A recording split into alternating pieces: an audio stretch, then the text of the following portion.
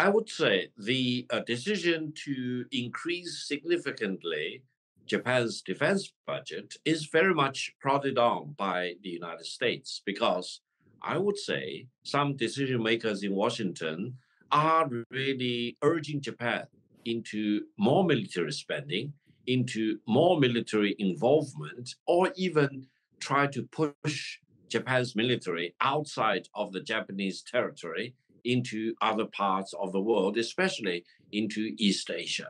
Now, this is, first of all, not constructive for any purposes of Japan. And then this will also raise the tension in East Asia rather than controlling the situation in East Asia.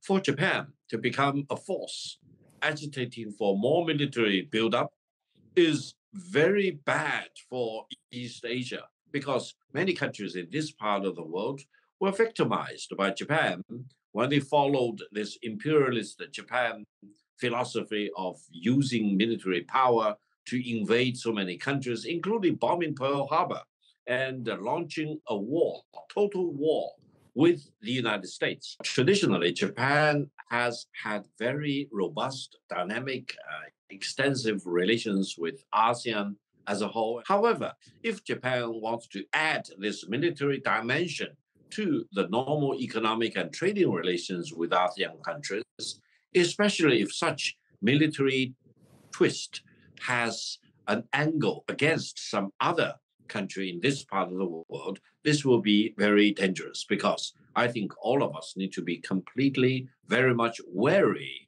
of the remilitarization of Japan.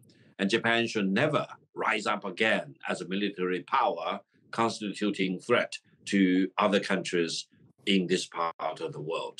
I think ASEAN countries need to be aware of history, should never forget about history, and should never forget about the atrocities committed by the imperialists of Japan in the Second World War, and should focus on their relations with Japan on peaceful purposes, that is, economic trade, people to people exchanges, cultural exchanges, educational exchanges, you name it, the more the better for mutual benefit. But in terms of military cooperation, I think we need to be very wary because a remilitarized Japan will be a major threat to not only East Asia, but also Southeast Asia.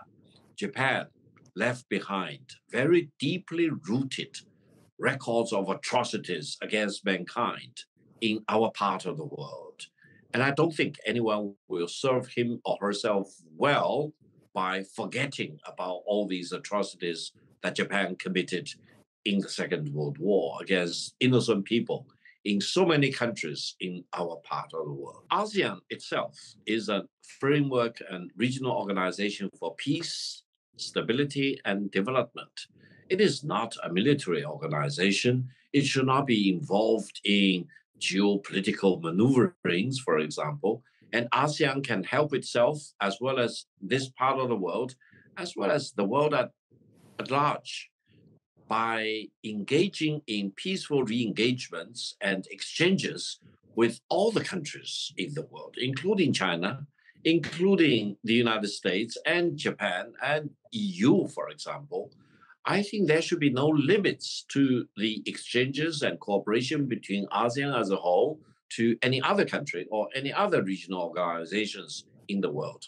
However, for military engagement, it should be very, very careful because ASEAN itself should not become a military organization. It should not be devoted to geopolitical endeavors. It should not become agitating for confrontation or conflict or war. It should remain very much committed and dedicated to peace, development, growth of all kinds, and connectivity of all kinds, linking countries and people together, rather than sowing division among countries, rather than being used as proxies by some superpower outside our part of the world.